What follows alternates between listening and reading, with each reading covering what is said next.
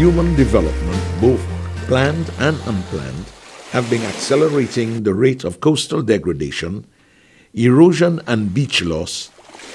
Clouds bring rain, and rain erodes.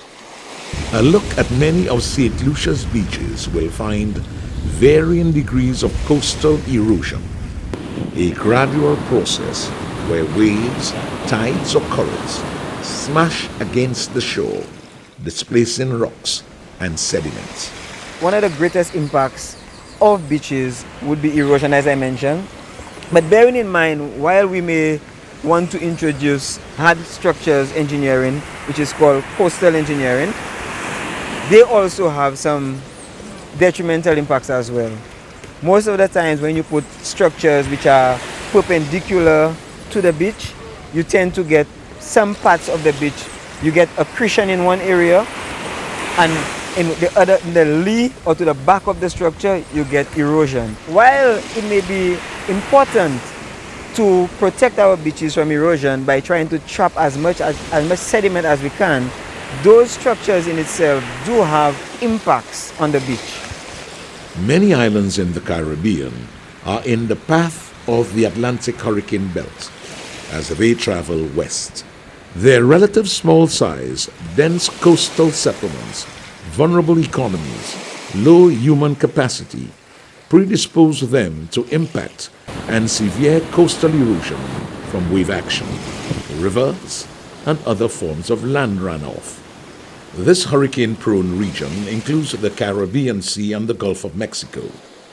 Islands along this chain, including Saint Lucia, are hit by storms and hurricanes annually, increasing the risk of coastal erosion.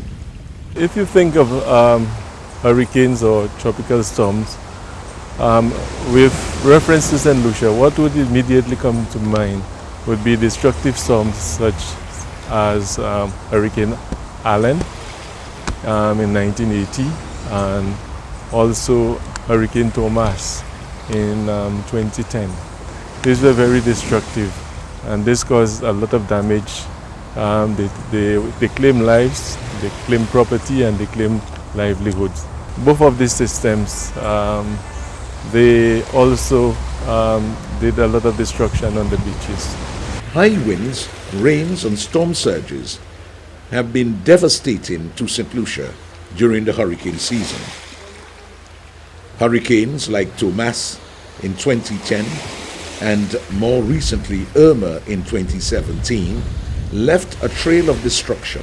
Weather experts pointed the finger to global warming and overall climate change for the level of damage sustained by many islands.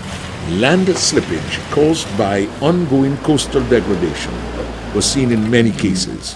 Erosion is one of the major ills of any beach, and erosion is mainly caused by the movement of sand, and it normally happens with longshore drift. Longshore drift is when the current moves in a particular direction, and most times we tend to we try to get remedies for coastal erosion, which is the major concern. Mitigating the effects of climate change is top priority, locally and internationally. Just as important is the task of sensitizing locals to means of protecting the beach. If you continue to remove sand on the beach, if the restaurants are discharging their waste into the beach area, land-based pollution, all this affects the beach. So we need to try and reverse this action and make sure we use the beach in the right way. Beaches are starting to get a bit overused, and there are some negative consequences involved in the overuses of beach.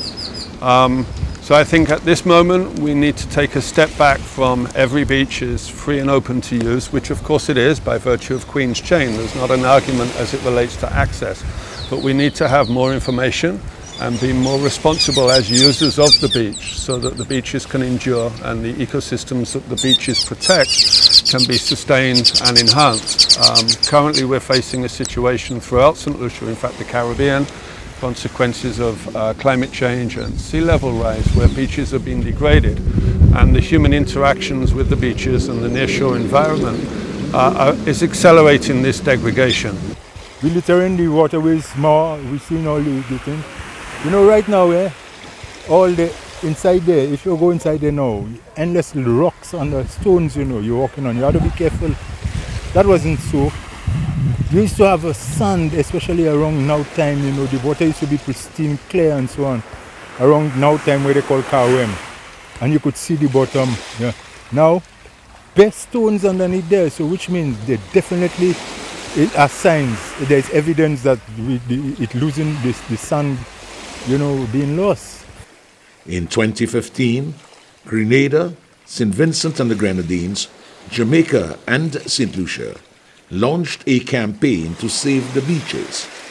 This project aimed at building resilience to ensure the islands continued to benefit from natural assets along the coastline. There are a number of things we could do, and it comes mainly from the overarching view that one needs to respect the resource and respect other users of the resource and use it in a way that will not impact negatively on either. Climatic disturbances are not the only worries. Local beaches are far from immune to crime. On Granans Beach in St. Lucia, sand miners and turtle poachers keep police busy. Forestry and Crown Lands personnel deal with the recurring problems which have resulted in the death of many nesting turtles and their babies. We have, particularly in the Grandans area, where we have the beach and mangrove in Grandans, declared marine reserves. Again, because, as I mentioned earlier, of the ecological importance, because it is the most important or largest nesting site for the leatherback sea turtle. But you also get the other sea turtles, such as the hawksbill and the greens, coming to nest on the beach in Grandans. Granans is a popular turtle watching location. Tourists from all over the world flock to witness nature at its purest during the nesting season. Sand is often trucked away and sold for construction and other purposes. Locals are discouraged by authorities from supporting the illegal venture, which contributes to the erosion of the beach. Beaches, after all, are as much for recreation as they are a natural protector of the shoreline. During the last hurricane, we saw some damages to those beaches. Shock Beach, Fiji Beach, Labri Beach, because some of those beaches are actually, the people pegs where the land begin, are actually in the sea now because of high sea level rise and beach erosion. Pollution is a problem. Even with spontaneous cleanup initiatives organized by locals, the debris builds up day after day. Plastic pollution is another topical issue today. Some consideration is also needed for non-solid waste pollution as well. Granans Beach suffers both natural and synthetic waste. There is also evidence of notable amounts of sheep waste. Marine litter, plastic, has a direct impact on our beach, on our coastal and ecosystems, and it's something that we really need to be concerned about. Grandans is a typical area. It is, a very dynamic beach.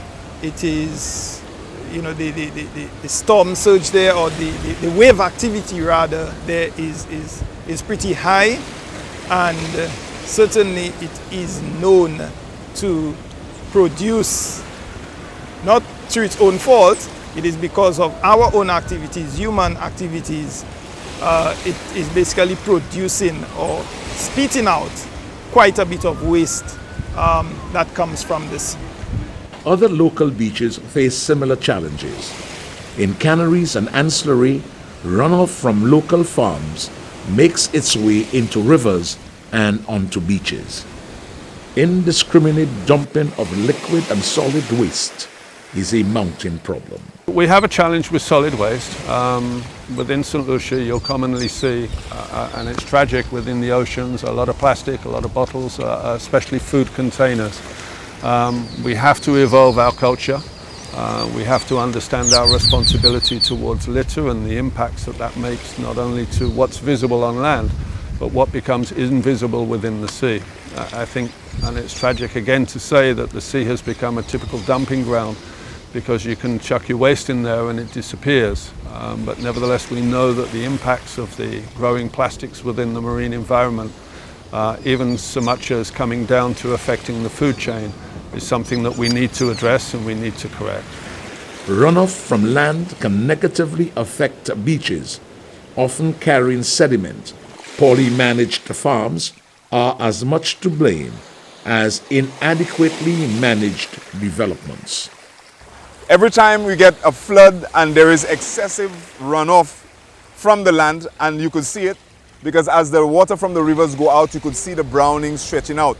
As that gets back to your beaches, the tourism product that we are offering is also compromised. But not just the tourism product, your coral reef is a major part of our tourism industry. So when you go down to Anne-Chassenay and Anse-Cochon, if we treat what's happening in the inland really badly, then a person has no need to come in and try to go snorkeling and enjoy all the beauties of snorkeling.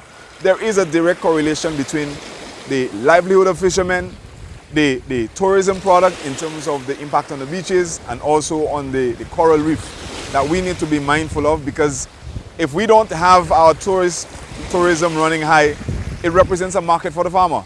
Valuing beaches and marine life means more than learning about open and closed seasons for protecting species or picking up litter.